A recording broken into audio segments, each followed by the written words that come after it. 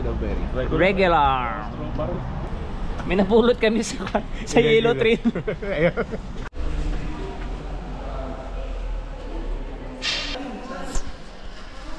We are at Ampucao registration area. Ay, sorry to dito.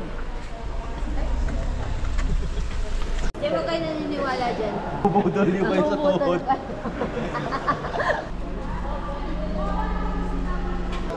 Okay. Was your favorite part? Going to Santa Fe.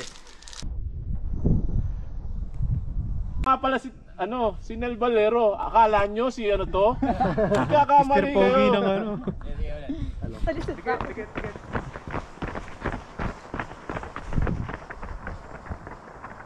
Sir, bago kayo naging trail runner, dati kayong hacker. Hacker, scammer. Yan. Smuggler din. Paminsan-minsan.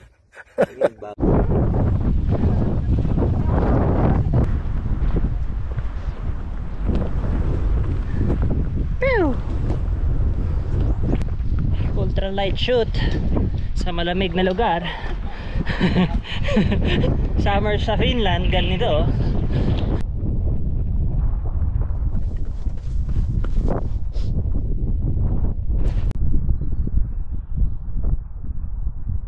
Dikit. Nel, medyo slow.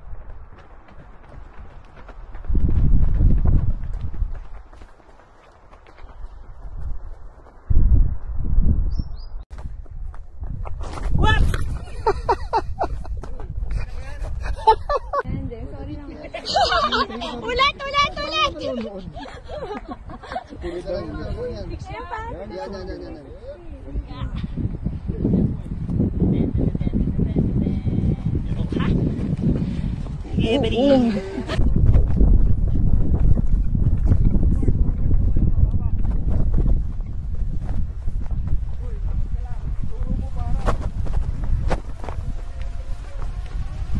Yung ankle yung problema.